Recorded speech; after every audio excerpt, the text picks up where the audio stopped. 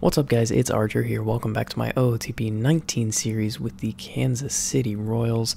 And I've simmed a little bit forward from where you guys have last seen me, but today the big thing is we're going to try and get rid of Salvador Perez, who's having a pretty good season by his standards, and he's a good catcher, so hopefully we can get a big prospect back for him. We're going to really try and do that.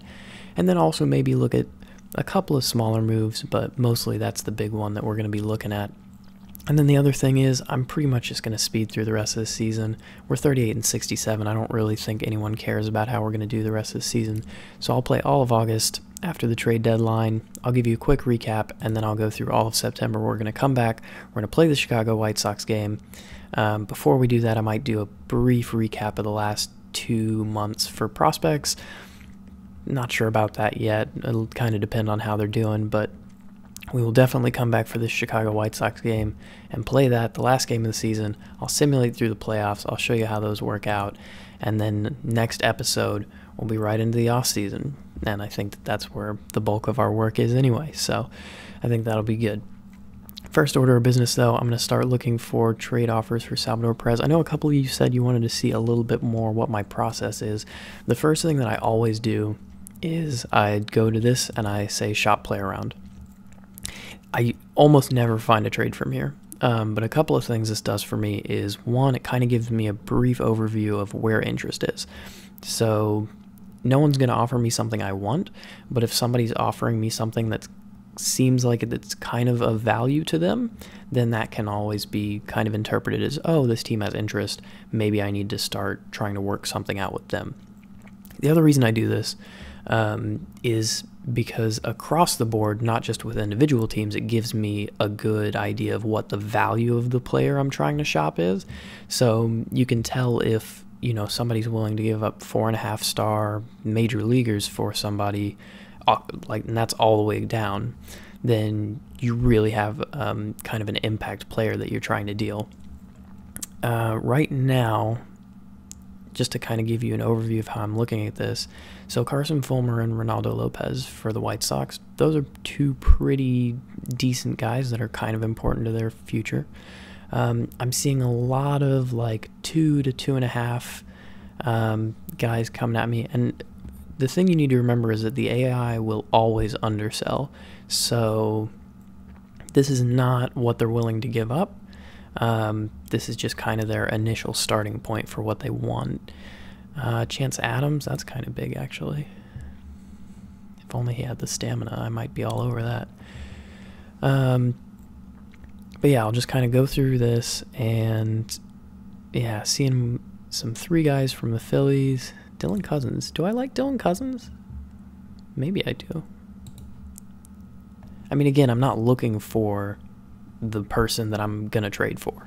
But this does give me kind of a good look at who's interested. Aaron Sanchez, you're willing to trade away. That's interesting. I think he's always kind of underrated in these OOTP games the last couple of years. But that's just me. I think his stuff is nasty. Alright, so the teams with the most interest look to be,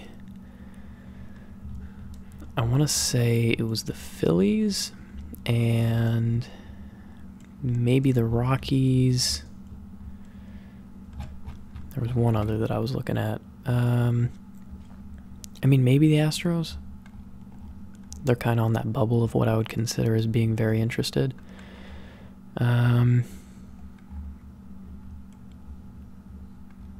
Yeah, the Rays, that's who it was. So the next thing that I do is I'm going to kind of look at those teams. So I'm going to go to somebody on their major league roster, like Malik Smith, and then I'm going to click on the team. And I'm going to kind of see if there's a fit there. And I don't really think there is. So Brett Sullivan here is, he's a good catcher. I mean, to me, he's no Salvador Perez, granted. But is it really a need for Tampa Bay? No, not really. They're not really in the wild card discussion either, so what are they really, you know, trying to do with this type of trade? And that's kind of where I am. So we go back. And now, take a look at the Phillies. And the Phillies are also not in the division race, but they are in the wild card race. And Cameron Rupp has been pretty bad, and his defense isn't good either. So this is actually a team that probably we could get something of value out of, and it would make sense. So the Phillies for sure. And then, I mean, I could probably even throw the Mets into this category. Because they did seem to have some level of interest, despite being on top of the division. No, d'Arnaud is very good, in this year at least. Okay. And then we go up to the Astros. Let's see what the Astros are like this year. I wonder if... Oh, Wilson Ramos is their catcher right now. Granted, he's been awful, and they're not paying him a ton. And he's been bad 2 years in a row. So this is not the Wilson Ramos of old.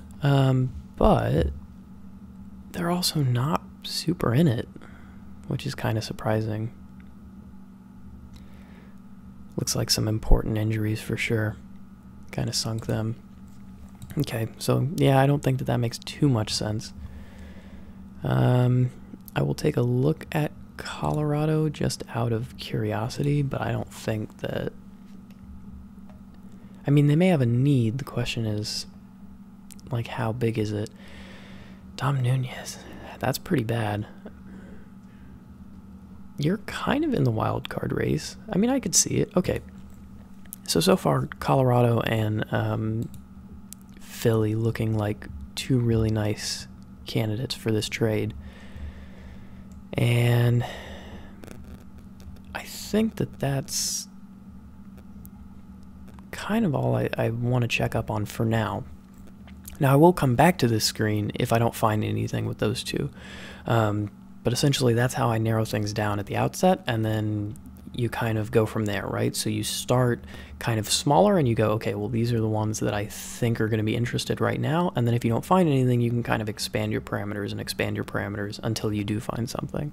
So for now, I'm going to go and take a look at both of their farm systems and kind of get familiar with them, and I will be back when I do that. Alright guys, that wasn't super encouraging, so I'm going to go to my next step, which is to go to the kind of positional strength area, and it's actually a little bit difficult to find. You have to go to reports and info, and then you have to go to league reports home, because it's none of these links. But if you go to league reports home, you see this position strength by position, and if you click on that, you get this really nice...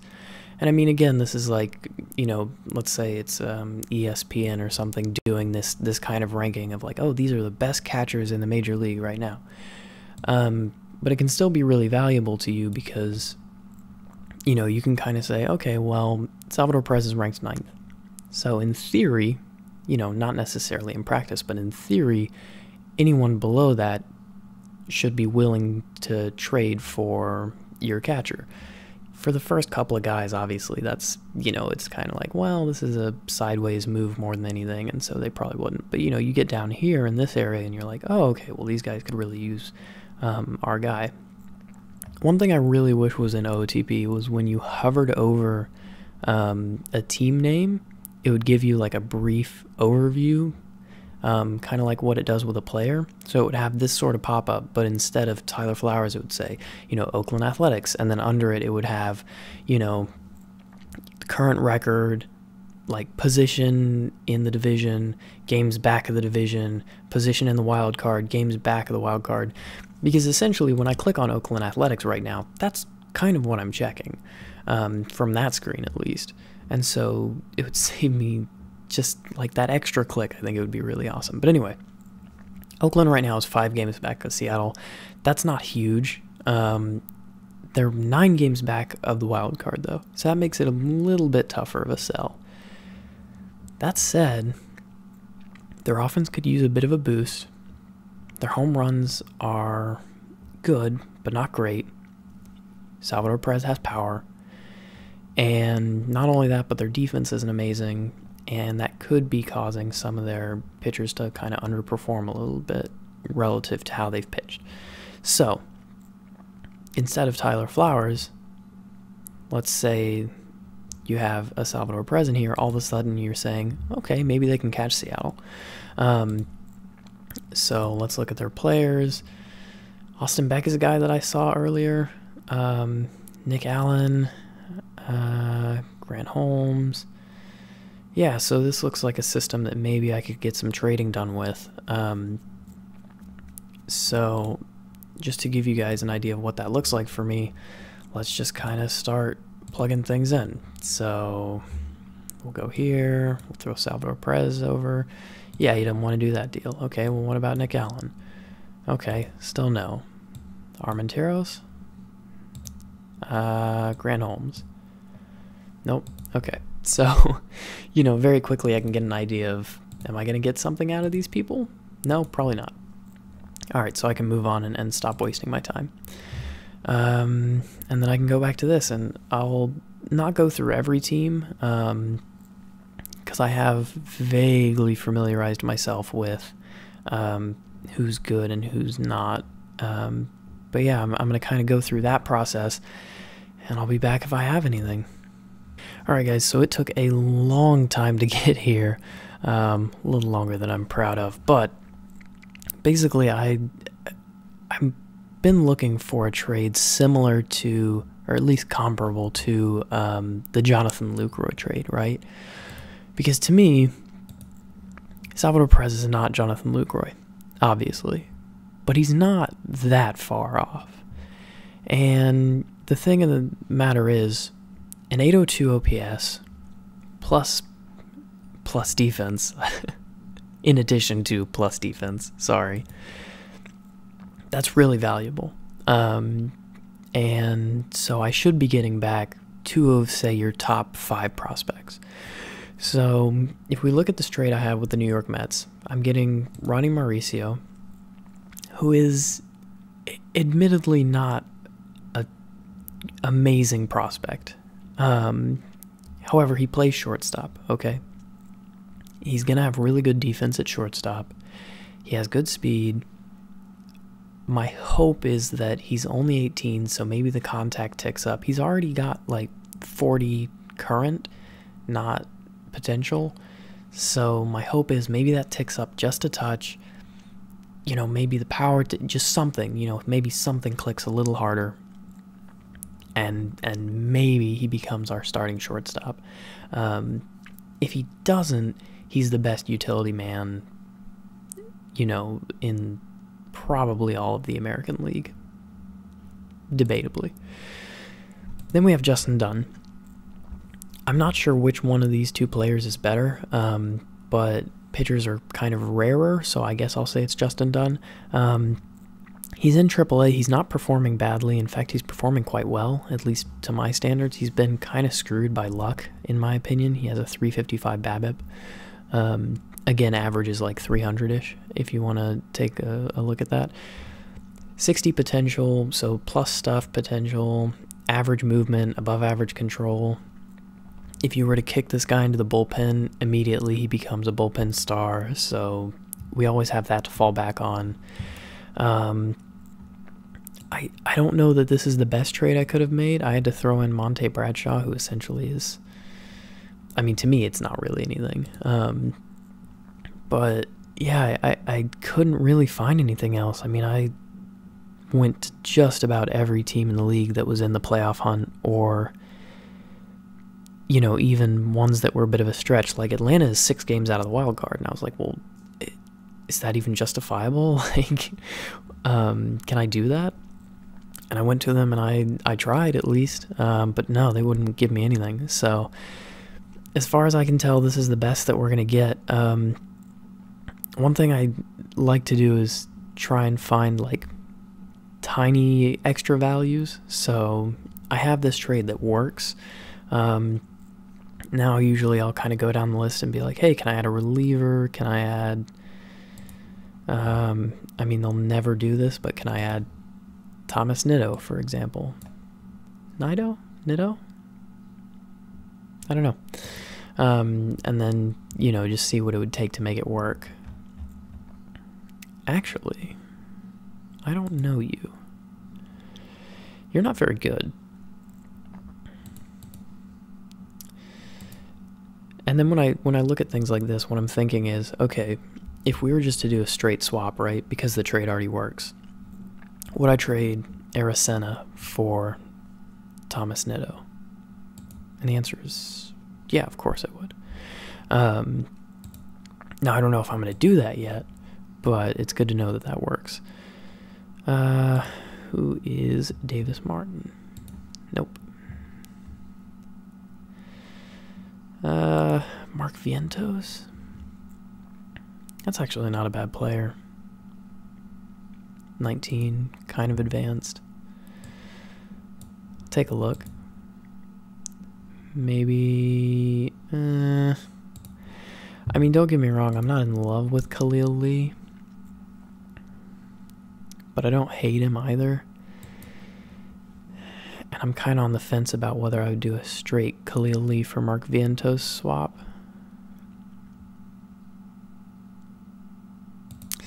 I don't think I would. It is right on that border for me, but I don't think I would. Peterson, no. No thank you.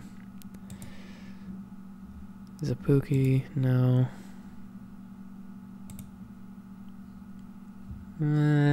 No. Okay, so let's just search for tools. Is there anybody that's kind of young and has good tools? I mean, Andres Jimenez, but also I'm already trading for a shortstop of theirs.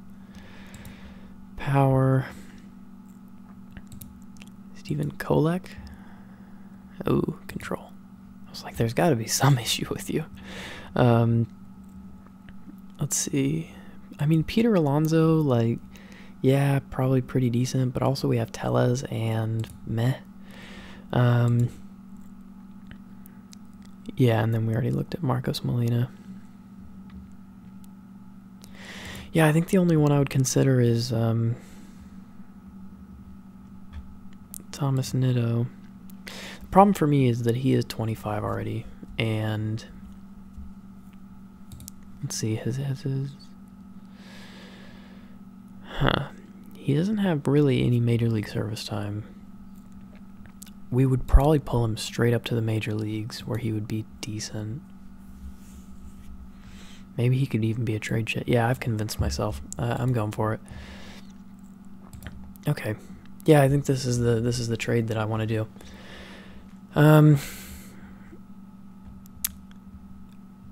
As much as I don't think that I could find something better than this year, and I'm worried that if I held on to Perez another year, his value could only go down. Let me know what you guys think in the comments. If I could have done smarter than this, you know, maybe by waiting a year until the off season or something like that, but we're going to go ahead and complete the trade. And of course the fans are disappointed. I would be, and the clubhouse is also disappointed, which, I mean, I'm not too upset about. If they're unhappy in the clubhouse, I don't super care. So Nitto's going to go straight onto my active roster. He doesn't really have anything to prove in AAA, and quite frankly, who cares? Mauricio, I think, is going to just stay in Rookie League for right now.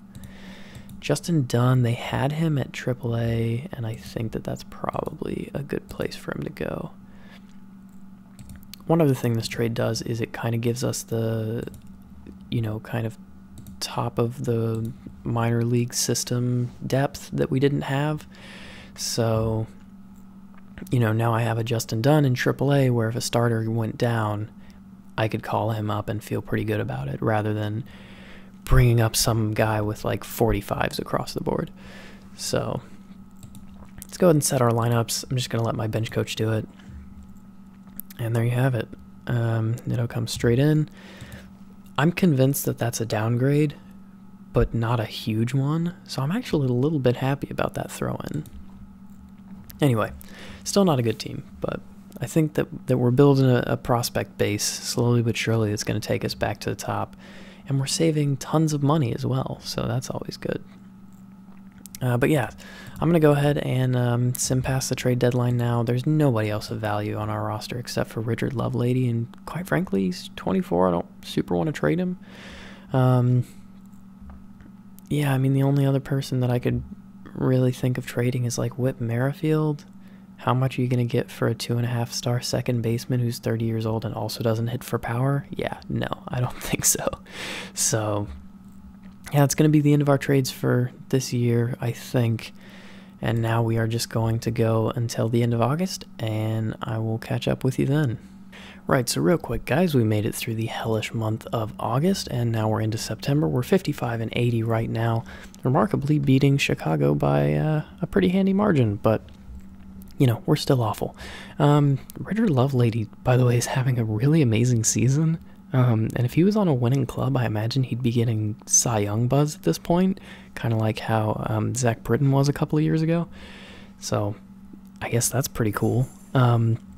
We called up Austin Adams, and he's been good in 10 innings, I guess. Small positives. Thomas Nitto has not been amazing, which I kind of expected, but also this is his first taste of the majors, I think. Yeah, I mean, it's his first extended run. He was up for 5 games back in 2017. But this is his first extended run. Rowdy Tellez is on pace for 25 homers. So, good on him, I guess. That's all I got. We'll be back in the end of September, and then we'll be playing that White Sox game. Welcome back to this edition of How Bad Are We? Very bad. We're very bad. Yeah, we have 97 losses, but that means we can't have 100 losses, so that's awesome.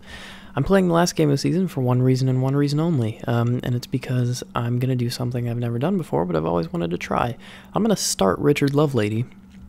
I'm going to see how many innings he can go, and then when he is done, when he's exhausted, I've brought up Richard Dunn, and I'm going to put Richard Dunn in, and I'm going to see if we can finish the game that way. So we're going to pitch backwards, as it were. And I have no idea how it's going to go. But I have to do something to keep my interest. Because we're bad, and it's not fun to be bad. But it is a challenge, and I like a challenge. Right then, how's Yoan Moncada doing? Not great. Jimenez is doing real well. Looks like they have a star there. Abreu is good as always. Yikes, Carson Fulmer. Alright. So let's go to Kansas City lineups and starting pitcher. This is a bit different. Okay, Richard Lovelady is our starting pitcher. Because, you know, I don't know, give the fans something to come out for. Who cares?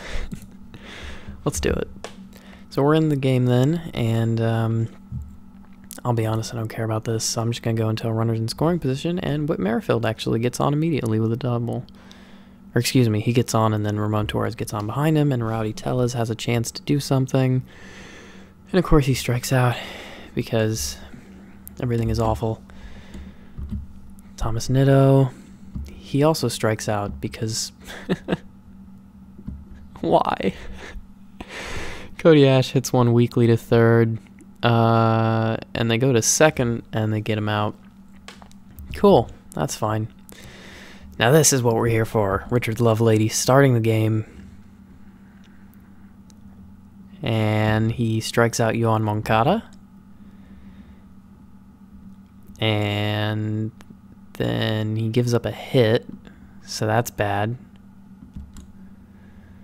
Avisail Garcia there. And now we have a weak fly out to right. Okay. Pretty nice. Getting Abreu to fly out there. See how he does against Eloy Jimenez. Strikes him out as well. Okay, not bad. I want to see if he can go like 3 innings. I don't think he can, but What if he could, you know?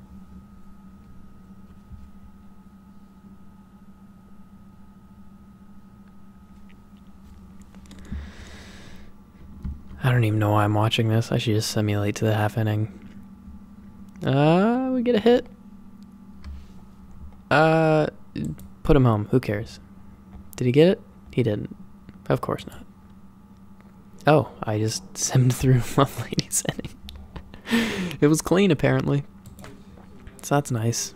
We just hit a home run. Who just hit a home run? Tellez did. Nice. I wasn't really very... Oh, hey, there's a nice hit by Nitto. I wasn't praising him too hard when we last talked about him, but he actually is a really nice piece to get out of a Rule 5 draft type of situation, so I am actually kind of happy about him. It just doesn't show. So we have Cody Ash up to try and drive in Thomas. We get a walk. Okay. Fulmer not in the best of form, as per usual. This one is high, but not very deep. And that's going to get picked up by Avisail Garcia. And the side is retired. Back to Lovelady. He is losing a little bit of stamina, but not too bad. So we're going to have him face Lurie Garcia. And Garcia to third. The throw to first is in time. And we've got him. Lovelady against Tilson. He's death on lefties usually. And the same can be said there as Tellez goes to the bag. And as ridiculous as this idea is, it's actually really fun. And did he get that? Hey, Donnie DeWeese. And he gets a nice diving catch. So that's 3 innings from Lovelady. To start the game, we have runners on the corners now as Whit Merrifield comes up to bat against Carson Fulmer. And I don't know if this is anything I would ever do in a meaningful game. Ugh, that was a bad mistake. But I've really always wanted to try it. I don't know why. I think it's one of the quotes that comes up in baseball sometimes that a manager said once. He's like, I'll just start my reliever and then I'll finish it off with a starter because who cares? And yeah, that's basically what I'm doing. Also, I think we're going to win this game, which, again, we're set in our place, so it doesn't really matter. And I'm just going to sim half inning because I want to get back to Lovelady. He has 3 righties up. So this may not go great, but he gets 1. And if he can get Abreu, I'll leave him in for 1 more batter. Okay, he doesn't. So now we're going to bring in Dunn. Dunn has to go 5 2/3. So if we can have a starting pitcher go 5 2/3 innings right now, I haven't warmed him up. I'm an idiot. So I guess he faces Jimenez. But if we can have a starter go 5 2/3 innings, 5 1/3 of an inning now, after Jimenez flies out, then we'll be good. And he just has to not give up 4. Dunn is still not warm. I'll let him face a lefty. Who cares? And this one is an infield pop-up. There you go. 4 innings from your closer. Pretty nice. And now Justin Dunn is ready, so we're putting him in the game. Half inning. And here we are. He gets through a clean first. Bud Norris gets through a clean inning. Justin Dunn doesn't face any trouble in the 6th. And here we have Chelsea Cuthbert up. And I'll watch this. Why not? This one high. Back at the warning track. Can he get there? He can. But it is going to advance the runner over to third. And Donnie DeWeese is up to see if he can make anything out of this. He cannot. Because of course he cannot. But why not have him try and score? And I just cleared the bases. Excellent. I'm an idiot. Let's see if Justin Dunn can make it through another inning. Okay. So we have Casey Gillespie on. He strikes out to end the inning. Zach Collins. All right. I swear, you guys, if this works, I don't even know what to say. I mean, obviously, it's super small sample size, but can you imagine? Like, I just don't even know. Like, what would that even tell me, right? Justin Dunn. Uh-oh. See, now we're in trouble. Yohan Moncada. And this one is high and deep, and it gets out. Okay. Okay. We're still in the lead. No issues, no issues. He gets Avisail Garcia. Or was it Lurie? Yeah, it was Avisail. Can he get Jose Abreu? He gets Abreu as well. C. Not the worst. This one looks like it might fall for a hit. No, it looks like we're going to get there. Easy little one for Brandon Downs there in center field. And now we are in the 9th with a 5-3 lead. After doing one of the most ridiculous things I've ever done in this game.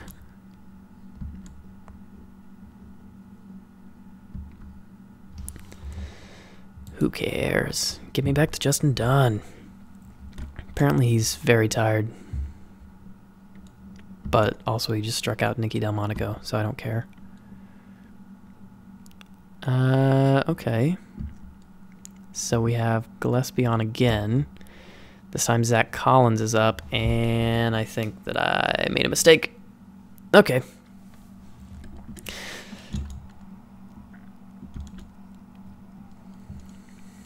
The question now is, do I care? And I think the clear answer is absolutely I do not. However, comma, Okay. We're just going to put Stout in. Who cares? Eric Stout. I'm really disappointed that that didn't go the distance. Oh well. We get another one.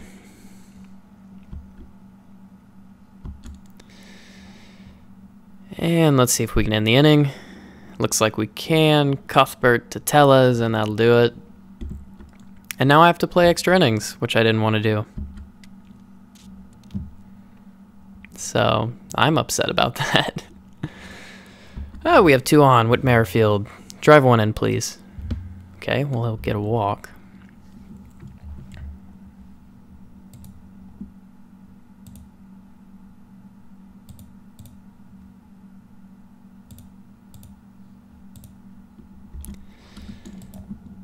So let's see if Ramon Torres can get something. He gets one right up the middle. It goes through the 2 defenders, and now we're going to have 2 men come home. There is going to be no throw. A 2 RBI single by Ramon Torres, and now we're up 7-5. And I'm just going to sim to the end of that inning. That is all we get, but Eric Stout is up, and he is pretty fresh. And fingers crossed. Oh, don't do this to me. He does give up 1 hit. I guess I should start warming somebody up, huh? Birch Smith is the only one who's not exhausted. Stout does get 1 strikeout, so that's nice. We're 1 out through the 10th. This one straight at the second baseman. Can we get 2? We can. And we have a win. In a really weird fashion. Last game of the season, man. What can I tell you? Misery continues for Chicago, though. And now I'm just going to simulate through the playoffs, and I'll be back when I have those results. Actually, before we get too far into the playoffs, we had 2 pitching Triple Crown winners. Which I don't know if that has ever happened in a save I've been in. I'm not sure if that's ever happened in real life, but Eduardo Rodriguez won this, he won the Triple Crown in the AL, 21-2 record, 218 strikeouts, and a 2.83 ERA. But then we have Noah Syndergaard, who had an 18-3 record, .269 ERA and .252 strikeouts, which means we have 2 pitching Triple Crown winners, which is awesome. And I thought you would want to know. Francisco Mejia also won the AL batting title with a .363 average, which is insane. And then Corey Seager won the NL with a .342 average. So there you go. I was kind of shocked, I'm not gonna lie. So let's get into the playoffs and let's see who wins the World Series. Alright, so it all comes down to this. The Milwaukee Brewers up 3-2 against the Cleveland Indians in the World Series. Let's see if the Milwaukee Brewers can pull it out. And they can't, so this one's going to go to 7 games. Here it comes. World Series, Cleveland Indians. Alright, Francisco Lindor wins the World Series MVP. And that'll end the season for us. Next episode, we're going to come into the off season. But that's all I have for you guys right now. Thank you so much for watching. I've been Archer. If you liked the video, please consider liking and subscribing. It really helps me out. And once again, thank you so much for watching. See you guys next time.